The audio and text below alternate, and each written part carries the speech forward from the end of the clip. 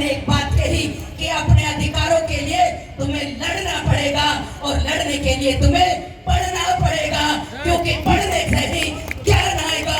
ज्ञान के बिना अगर तुम लड़ने के लिए जाओगे तो तुम्हें परास्त कर दिया जाएगा। हे मेरे बहुजन समाज के लोगों, हे मेरे बहुजन समाज की महिलाओं, जाग उठो। और जो काम फतेह बहादुर जी ने और बिहार के अंदर मैं सल्यूट मारती हूँ यहाँ के शिक्षा मंत्री चंद्रशेखर जी को, जिन्होंने इस संविधान का मान रखते हुए कह दिया कि मैं तुलसीदास के रामायण को नहीं मानता, जिसमें लिखा शूद्र पशु नारी ये सब तारण के अधिकारी। अरे हम मानते हैं तो भारत के संविधान को मानते हैं, जिसमें नर नारी एक समान है। अगर पुरुष कोई काम कर सकता है तो वही काम महिला भी कर सकती है। तो तुम्हें संविधान चाहिए या ये मनुस्मृति चाहिए? बोलो क्या चाहिए? संविधान। कितने लोग संविधान की बात करेंगे? हाथ ऊपर करो।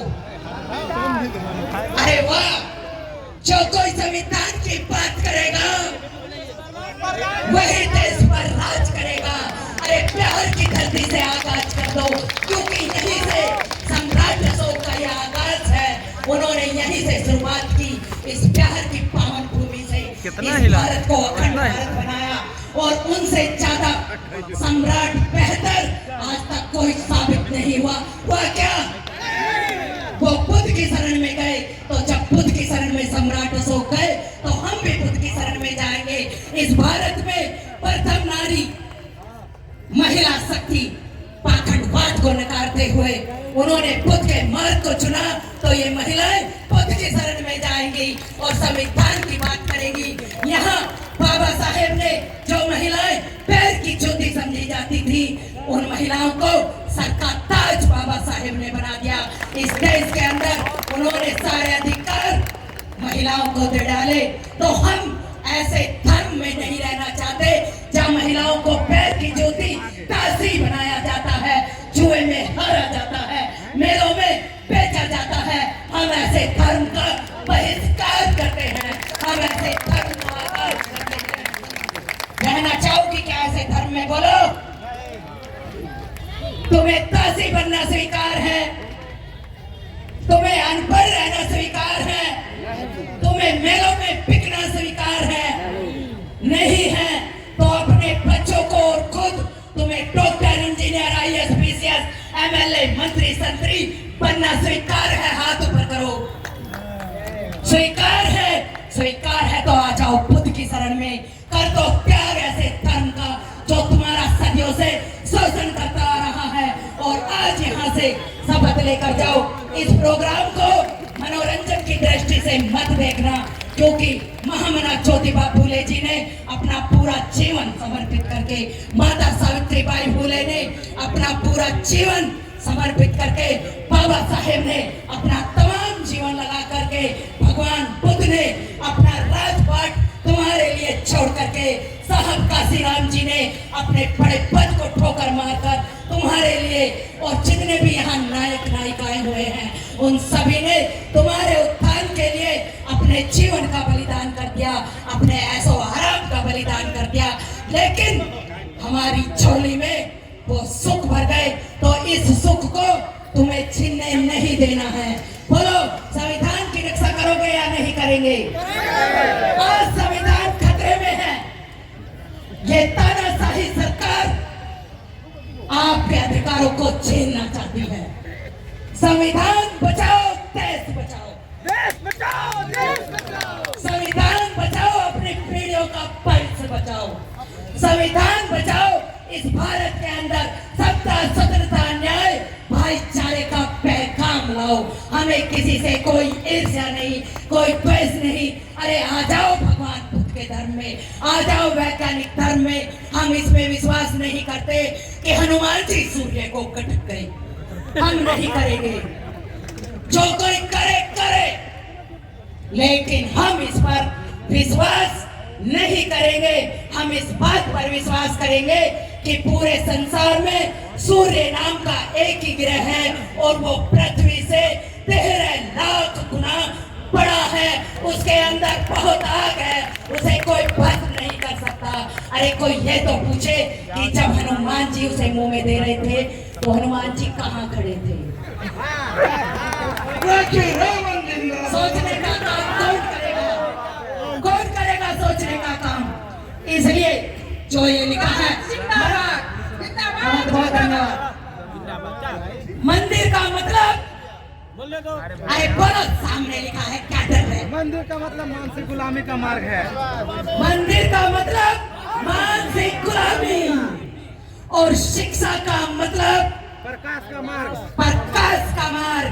तो जो यहाँ पर लिखा है, जो इनाम कह दिया कि फतेह बहादुर जी की जीभ काट डालेंगे, 10 लाख रुपए दो। अरे किसी में ताकत है कि कोई फतेह बहादुर जी के पास तक भटक जाए? अरे आकर तो देखो जरा, कितने लोग जान का निछावर कर देंगे। अब हर एक आदमी की जबान पर जय भीम, जय भीम, हर एक आदमी की जबान पर, एक महिला की जबान पर यही पैगाम होना चाहिए। मंदिर का मतलब मानसिक गुलामी, शिक्षा का मतलब अंधकार से प्रकाश की ओर। अरे हिला दो इस सरकार का तख्ता और बना लो अपने बहुजनों की सरकार, क्योंकि बाबा साहेब ने भी कहा था कि अगर योग्य व्यक्ति सरकार में नहीं जाएंगे, राजनीति में नहीं जाएंगे, तो अयोग्य व्यक्ति तुम पर राज करेंगे। अरे मत करने दो अयोग्य व्यक्तियों को अपने ऊपर राज, और ला दो ऐसे ऐसे लोगों को राजनीति में जो तुम्हारे लिए शिक्षा का द्वार खोल दे, जो तुम्हारे लिए अंधकार से प्रकाश की ओर का मार्ग ला दे। और जहां मैं जिस स्टेज के, जिस घर में बाबा साहेब भी कहते हैं कि मैं किसी घर की उन्नति उस घर की महिला से आंकता हूँ, मैं किसी समाज की उन्नति उस समाज की महिलाओं से आंकता हूँ, और मैं किसी देश की उन्नति उस देश में रहने वाली महिलाओं से आंकता हूँ। तो सच कर डालो, बाबा साहेब का ये संकल्प, उन्होंने अपने 4-4 बच्चों का बलिदान देकर हमें इन पुरुषों के बराबर लाकर खड़ा कर दिया है। तो क्या तुम ये कहना चाहती हो कि महिलाओं में बुद्धि नहीं होती, वो इनसे कम होती हैं? क्या महिलाएं काम नहीं कर सकती? बोलो, कर सकती हो या नहीं कर सकती?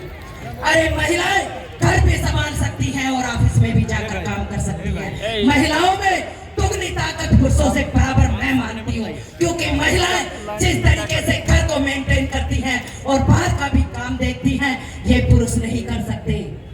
कर सकते हैं क्या? फिर तुम क्यों डरती हो? भारत का संविधान तुम्हारे साथ है, बन जाओ, हर एक कुर्सी पर कब्जा कर डालो, हर एक मंच की आप आभारी रहो।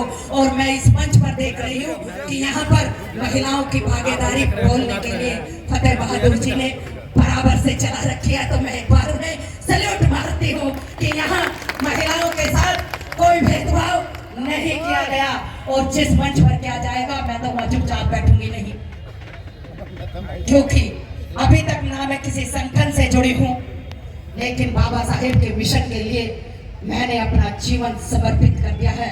मैंने बहुत सारी मीटिंग गांव-गांव, शहर-शहर जाकर ले ली है, छोटे-छोटे कैडर करके अपने समाज के इन बहुजनों को जगाने का काम मैं करती हूँ। और जब तक ये मेरी सांस है मैं करती रहूंगी, और संविधान के प्रति, बाबा साहेब के प्रति, महामना ज्योतिबा फूले जी के प्रति और माता सावित्रीबाई फूले के प्रति अपनी सच्ची, लोग कहते हैं कि श्रद्धांजलि देते हैं, नहीं, मैं अपने सच्ची उन्हें जीवन का अंश देती हूँ, अपनी सांसों का अंश देती हूँ, और सच्चे दिल से ये कहती हूँ कि उन्होंने बच्चे माता सावित्रीबाई फूले के बच्चे नहीं हुए, लेकिन जब एक गरीब विधवा, क्योंकि मैं तो इस नर्क में धर्म को कहती हूँ, इस नर्क में धर्म में किसी विधवा को भी जीने का अधिकार नहीं था।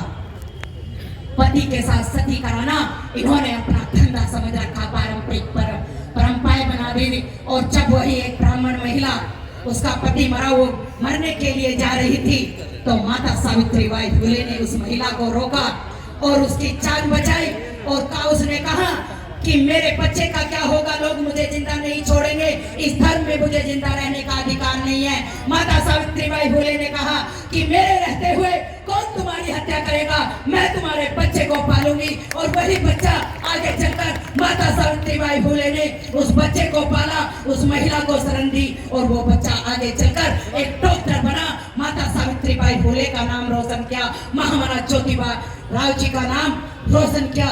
तो हम ऐसे महामानवों के रास्ते पर चलकर अपने इस सर को झुकाएं, उनसे कुछ सीख लेकर जाएं। और यहाँ जितने भी लोग मुझे सुन रहे हैं, शायद टाइम हो गया है।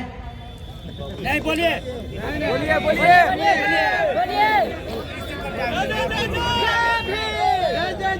अभी आपके बीच में ज्यादा आप लोगों का टाइम नहीं लूंगी, क्योंकि मैं मंच की गरिमा का अपमान नहीं करना चाहती। लेकिन 2 मिनट जो लोग मुझे बुलाना चाहते हैं तो वो बुला सकते हैं, आने जाने का खर्चा आपका होगा, क्योंकि मैं कोई काम करती नहीं, पूरा जीवन बाबा साहेब अपने बहुजन नायकों को समर्पित किया है। बाकी मुझे किसी से कुछ चाहिए नहीं, तो जब कभी बुलाना चाहो तो बुला सकते हो। बहुत बहुत धन्यवाद। मैं लास्ट में बाबा साहेब की एक बात कहकर अपनी बात को विराम दूंगी कि जब बाबा साहेब हमारे लिए